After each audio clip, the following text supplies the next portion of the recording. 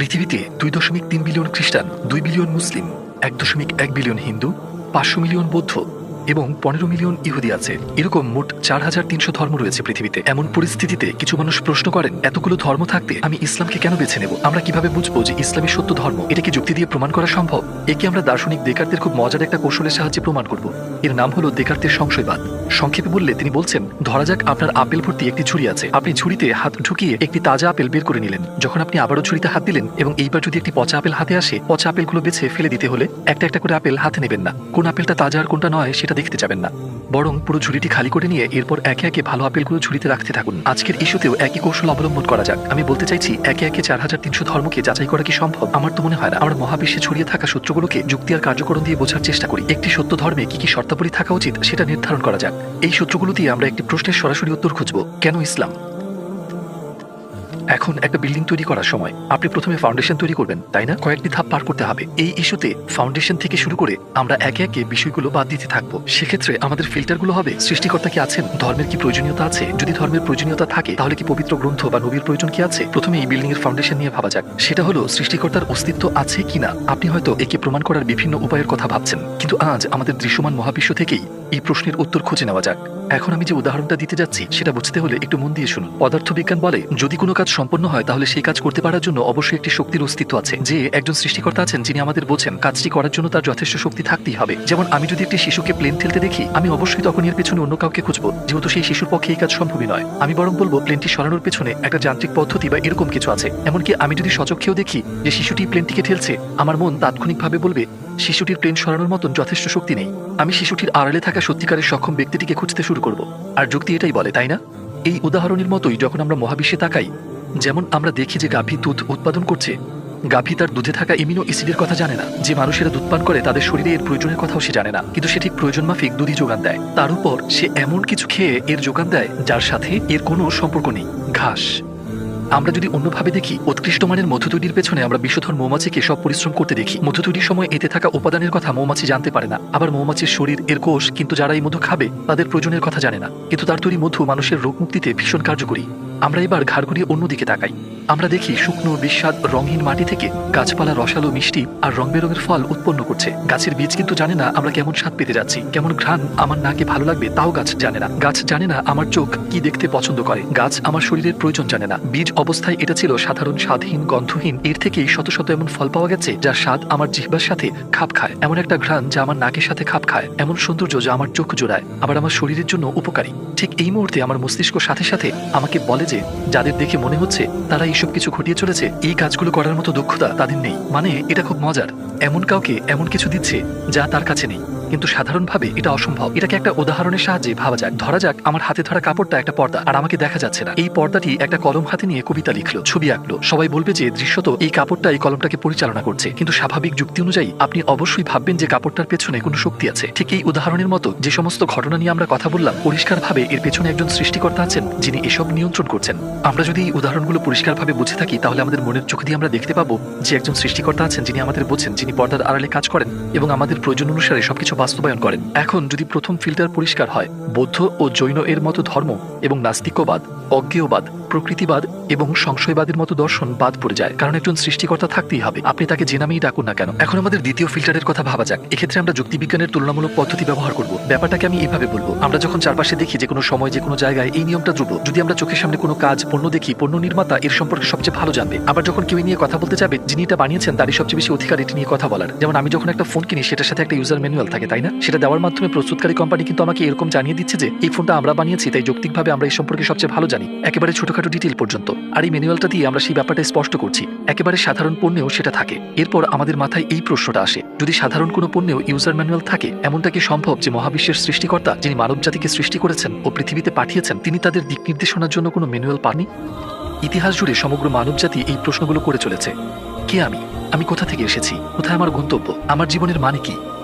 এটাও কি সম্ভব যে সৃষ্টিকর্তা আমাকে এই প্রশ্নগুলো করতে পারার মতো মস্তিষ্ক দিয়েছেন, কিন্তু এর উত্তরগুলো পাওয়ার জন্য কোনো বার্তা দেননি? নিশ্চয়ই তিনি আমাদের পথভ্রষ্ট, অজ্ঞ অবস্থায় রাখবেন না। তিনি যোগাযোগ করবেন, তিনি কি চান জানাবেন এবং আমাদের পথ দেখাতে একটি নির্দেশিকা পাঠাবেন। তাহলে আমরা বুঝতে পারছি যে আমরা যে বিশ্বাসের খোঁজ করছি সেটা অবশ্যই বই নির্ভর। এর একটা নির্দেশিকা থাকতেই হবে। আর এই দ্বিতীয় ফিল্টারের সাহায্যে আমরা শিন্টোবাদের মতো ধর্ম এবং ইয়েটিসিজম, প্যান্থিইজম বা নিহিলিজমের মতো বিশ্বাস বাদ দিতে পারি। তো তো আপনি যদি এমন প্রশ্ন করেন যে আপনার কি মনে হয় একটা কিতাবই যথেষ্ট, স্কুলেও আমাদের বই দেওয়া হয়েছে, কিন্তু সেটা কি যথেষ্ট? শেখানোর জন্য একজন শিক্ষক কি আপনার প্রয়োজন হবে না? এমনকি আমাদের এমন শিক্ষক প্রয়োজন যে শুধু বই পড়াবে না, বরং ছাত্রদের ক্লাসরুমে টেনে আনবে আর বইয়ের প্রতি তাদের আগ্রহী করবে, এমনকি সেই সব ছাত্রদেরও যারা কথা শুনতে চায় না। আপনি নিশ্চয়ই বুঝতে পারছেন আমি এই রূপক দিয়ে কি বোঝাতে চাইছি। ঠিক একজন শিক্ষকের মতো যিনি উদাহরণ দিয়ে আর ব্যাখ্যা করে বোঝান, যিনি ক্লাসরুমে শৃঙ্খলা আনেন। আমরা যে ধর্মের সন্ধান করছি তাতেও একজন শেখানোর মতো নেতা, দূত প্রয়োজন। আমরা এভাবেও ভাবতে পারি। প্রতিটি ক্ষেত্রেই তথ্য নির্ভর জ্ঞান থাকে, আবার সেটার বাস্তবিক প্রয়োগ থাকে। কিতাবের ভেতরে লেখা হলো তথ্য নির্ভর জ্ঞান, তাই এমন একজনের প্রয়োজন যিনি বাস্তবিক জীবনে সেগুলোকে কাজে কিভাবে পরিণত করা যায় তা শেখাবেন। যখন কেউ প্রশ্ন করে আমি আমার জীবনের লক্ষ্য অনুযায়ী কিভাবে বাঁচবো, আমার জীবনের ম্যানুয়াল অনুযায়ী, তার এমন একজন রোল মডেল প্রয়োজন যিনি তাকে হাতে কলমে দেখাবেন, যাতে সে নিজের জীবনে তা মেনে চলতে পারে। আমরা যদি শিক্ষকের উদাহরণে ফিরে যাই, শুধুমাত্র গাণিতিক সূত্রগুলো জানাই যথেষ্ট না, এর ব্যবহার ও প্রয়োগ দেখে শেখাটাও জরুরি। আপনার কি মনে হয় না যে নবী রূপে একজন নেতা থাকাটা খুব প্রয়োজন? এমনকি প্রাণী জগতেও এর অনেক উদাহরণ পাওয়া যায়। যেমন আপনি যদি একটা মৌচাক লক্ষ্য করেন, আপনি দেখবেন একটি বসতি সেখানে সমাজের মতো বাস করছে এবং তাদের লক্ষ্য উদ্দেশ্য এক। সে সমাজের নেতৃত্বে আছে একটি রানী মৌমাছি। আবার আপনি যদি একটি পিঁপড়ার ঢিবি দেখেন যাদের লক্ষ্য উদ্দেশ্য এক, আপনি নেতৃত্বে একটি রানী পিঁপড়া দেখতে পাবেন। আল্লাহ কি এমনটা করবেন যে এই গ্রুপগুলোকেও যখন তিনি নেতৃত্ববিহীন রাখেননি, তিনি কি মানব জাতিকে নেতাশূন্য রাখবেন? আমরা মানব জাতির কথা বলছি, পিঁপড়া বা মৌমাছির চাইতে অনেক বেশি গুরুত্বপূর্ণ প্রাণীর কথা বলছি। আল্লাহ মানুষের ক্ষুদ্র জিহ্বার জন্য শত শত স্বাদের সৃষ্টি করেছেন। তিনি কি মানব জাতিকে দিশাহীন, লক্ষ্যহীন কোনো জীবন দেবেন?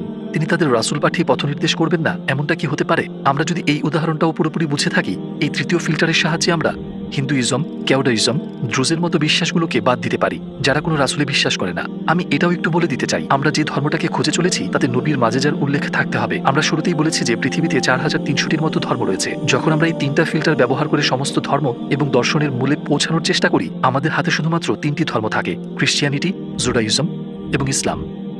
তাদের প্রত্যেকেরই সৃষ্টিকর্তা, কিতাব এবং নবীর ধারণা রয়েছে। এখন এই ব্যাপারটা লক্ষ্য করুন, এই 3টি ধর্মের সবগুলো ফিল্টার পার করে আসা থেকে বোঝা যায় যে তাদের ভিত্তি সত্যের উপরে প্রতিষ্ঠিত। আমরা যদি জুডাইজমের দিকে তাকাই, সেখানে মূল চরিত্র হিসেবে মুসা আলাইহিস সালামকে দেখতে পাই, এবং খ্রিস্টিয়ানিটিতে মূল চরিত্র হলো যিশু, তার উপর শান্তি বর্ষিত হোক। যদিও এই দুই মহান নবীর শিক্ষাগুলো এই দুটো ধর্মেই বিকৃত করা হয়েছে, প্রাথমিকভাবে তারা সত্যকেই সামনে এনেছিল। দুটো ধর্মের একটা অদ্ভুত মিল হলো তারা কেউই রাসূল মুহাম্মদ সাল্লাল্লাহু আলাইহি ওয়াসাল্লামকে সত্য নবী বলে স্বীকার করে না। কিন্তু ইসলাম বলে যে রাসূল মুহাম্মদ সাল্লাল্লাহু আলাইহি ওয়াসাল্লাম আল্লাহ প্রেরিত সর্বশেষ নবী, আর মুসা এবং যিশু তারাও আল্লাহর নবী ছিলেন। এই সত্যের উপর ভিত্তি করে আমরা বলতে পারি যে যদি প্রমাণ করা যায় রাসূল মুহাম্মদ সাল্লাল্লাহু আলাইহি ওয়াসাল্লাম সত্যিকারের নবী, তাহলে ইসলাম একমাত্র সত্য ধর্ম হিসাবে প্রমাণিত হবে এবং মুসা আলাইহিস সালাম এবং ঈসা আলাইহিস সালাম আল্লাহর একই বার্তা প্রচারে পৃথিবীতে এসেছিলেন। হ্যাঁ, এটাই সেই পয়েন্ট যখন এই কথার নানা রকম প্রমাণ আমাদের মাথায় আসে। এর সবচেয়ে বড় প্রমাণ হলো রাসূল সাল্লাল্লাহু আলাইহি ওয়াসাল্লামের জীবন। ভেবে দেখুন, তিনি নবুয়তের আগে 40 বছর তার সম্প্রদায়ের সাথে কাটিয়েছেন। তার নবুয়তের 23 বছর ধরে ঠিক সেই মানুষগুলোর একেবারে চোখের সামনে তিনি ছিলেন। তার প্রত্যেকটা পদক্ষেপে সবার নজর থাকতো। আমরা এখন দেখব সেই মানুষটি, আল্লাহ মাফ করুন, মিথ্যা বলতেন কিনা।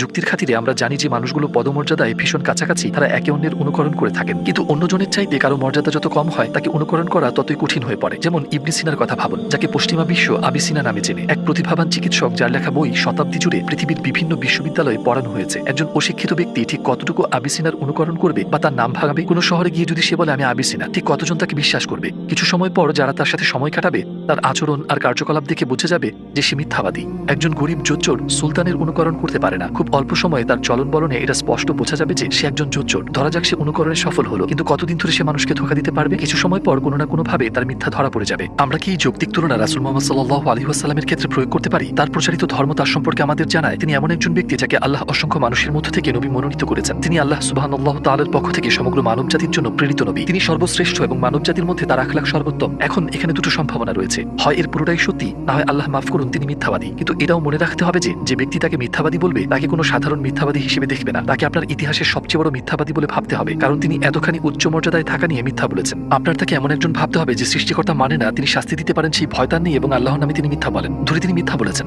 সেটা কি তিনি 23 বছর ধরে রাখতে পারবেন?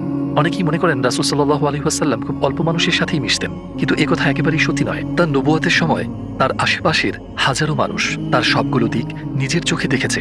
আমরা জানি তিনি কোন হাত দিয়ে খাবার খেতেন, কোথাও প্রবেশের সময় কোন পা আগে রাখতেন, এমনকি তার নখ কিভাবে কাটতেন। মানে তারা তাকে এমন ভাবে পরীক্ষা করেছে যে ইতিহাসে এমন ভাবে আর কাউকে এত গভীরভাবে পরীক্ষা করা হয়নি। আপনার কি মনে হয় তারা যদি কোনো অসঙ্গতি দেখতে পেত, কোনো খুঁত দেখতে পেত, তারা তার পাশে দাঁড়াতো বা এত কষ্ট সহ্য করত? একদমই না। পাশাপাশি যারা তাকে খেয়াল করেছে তারা সবাই বিশ্বাসী ছিলেন না। যারা তার নবুয়ত অস্বীকার করেছে তারাও তাকে লক্ষ্য করেছে। তিনি নবী হওয়ার আগেও তাদের সাথে ছিলেন, শুধু তার পরেই না, তাদের মাঝে তার জন্ম বেড়ে ওঠা। তিনি বাইরে থেকে আসেননি, তার সম্পর্কে সবকিছুই তাদের জানা। তারা তাকে এতটাই বিশ্বাস করত যে তার নবুয়তের আগে তারা তাকে আলামিন নামে ডাকত, যার অর্থ বিশ্বাসী। সবাই এক বাক্যে জানতো তিনি মিথ্যা বলেন না এবং জানতো তিনি কতটা সৎ। নবুয়াতের পর যারা তার শত্রু হয়ে যায় তারাও নিজেদের সম্পদ তার কাছে নিরাপদ ভাবত। নবুয়াতের আগে বা পরে তার কোনো খুঁত খুঁজে পায়নি। তারা শুধু একভাবেই তার দোষ খুঁজে পায়, সেটা হলো তাকে জাদুকর, বাজিকর এইসব নামে অপবাদ দেওয়া, আর কিছু না। যে ব্যক্তি মিথ্যা বলছে অবশ্যই তার এ থেকে কোনো দুনিয়াবী লাভ পাওয়া উচিত, কিন্তু তার জীবন কর্ম থেকে তিনি কোনো লাভ পাননি, বরং এমন অনেক কিছু ছিল যা তার জীবনকে কঠিন করে দিয়েছিল। তিনি টানা রোজা রেখেছেন, দারিদ্র্যের আঘাতে তিনি সেহরি এবং ইফতার ছাড়াই রোজা রেখেছেন। আয়েশা রাদিয়াল্লাহু আনহা বলেন, কখনো কখনো তার ঘরে টানা 2 মাস কোনো খাবার রান্না হতো না। তিনি খেজুর খেয়ে দিন কাটাতেন। তিনি রাতে ইবাদত করতেন, টানা সালাত আদায় করতেন। তাহাজ্জুদের সালাত কি? এটা রাতের শেষ তৃতীয়াংশে জেগে সালাত আদায় করা, তাই না? মুসলিমদের জন্য এই সালাত সুন্নাহ, ঐচ্ছিক, কিন্তু নবী সাল্লাল্লাহু আলাইহি ওয়াসাল্লামের জন্য এটা ছিল ফরজ, আবশ্যক। কেন তিনি রাতের আধারে নিজেকে এত কষ্ট দেবেন যখন তাকে কেউ দেখছে না? মিথ্যা বলার জন্য। তিনি 23 বছর ধরে নিজের প্রচার করা ধর্ম যে কারো চেয়ে ভালোভাবে পালন করেছেন, সবার চেয়ে বেশি ইবাদত করেছেন, গুনাহ থেকে দূরে থাকতে সবচেয়ে বেশি সতর্ক ছিলেন। বিশ্বের সেরা মিথ্যাবাদীর চরিত্র কি একটু এমন হতে পারে? এসব কিছু করে তার লাভটা কি? তিনি কি এসব প্রতিপত্তি, অর্থ সম্পদ বা নারীর লোভে করছেন? প্রতিপক্ষ এই সবকিছুই দিতে চেয়েছিল, কিন্তু তিনি সবসময় একই উত্তর দিয়ে গেছেন, আমাকে যদি ডান হাতে সূর্য আর বাম হাতে চাঁদও এনে দেওয়া হয় তবুও আমি দিনের পথ ছাড়ব না। তো তিনি বলেন, দুনিয়াবী লাভের জন্য আমার সংগ্রাম নয়, যদি আমাকে শুধু এই জিনিসগুলোই না বরং পুরো পৃথিবী, চাঁদ আর সূর্যও দেওয়া হয় আমি তবুও পিছু হটব না। তিনি সারা জীবন মৃত্যু হুমকি পেয়েছেন, তিনি বারবার আততায়ীর ব্যর্থ শিকার হয়েছেন, তারা কেউ সফল হয়নি। নবী সাল্লাল্লাহু আলাইহি ওয়াসাল্লাম নিজ শয্যায় ইন্তেকাল করেন। কেন তিনি এত কিছু সহ্য করলেন? একটা মিথ্যার জন্য। কেন তিনি পাথরের আঘাত সহ্য করে নিলেন? এত সব অপমান আর অভিশাপ, সবকিছু তার নবুয়াতের প্রমাণ হিসেবে অনেক কিছুই বলা যেতে পারে, কিন্তু সবচেয়ে বড় প্রমাণ তার জীবন। তিনি যেভাবে নিজেকে গড়ে তুলেছেন তার নবুয়াতের প্রমাণ হিসেবে এটুকুই যথেষ্ট। যেমনটা আমরা শুরুতে বলেছি, হয় তিনি সত্য বলছিলেন, না হয় আল্লাহ মাফ করুন তিনি মিথ্যাবাদী। আমাদের যদি প্রশ্ন করা হয় এমন একজন মানুষ মিথ্যা বলছেন না তাকে মিথ্যাবাদী বলা লোকটি সত্যিকারের মিথ্যাবাদী, আপনার কি মনে হয় এই প্রশ্নের উত্তর দেওয়ার কোনো প্রয়োজন আছে? এই বিষয়গুলো বিশ্লেষণ করে দেখলে আমরা জীবনভর খুঁজে যাওয়া সেই সত্যকে খুঁজে পাই। সেটা হলো আল্লাহ তাআলা হলেন সেই সৃষ্টিকর্তা যাকে আমরা খুঁজছি। যেই কিতাব আমরা খুঁজছি সেটা আল কোরআন। যে নবীকে আমরা খুঁজছি তিনি হলেন রাসূল মুহাম্মদ সাল্লাল্লাহু আলাইহি ওয়াসাল্লাম। মনে আছে আমরা শুরুতেই প্রশ্ন রেখেছিলাম 4300টি ধর্মের মধ্যে ইসলামী কেন? এগুলোই সেই কারণ।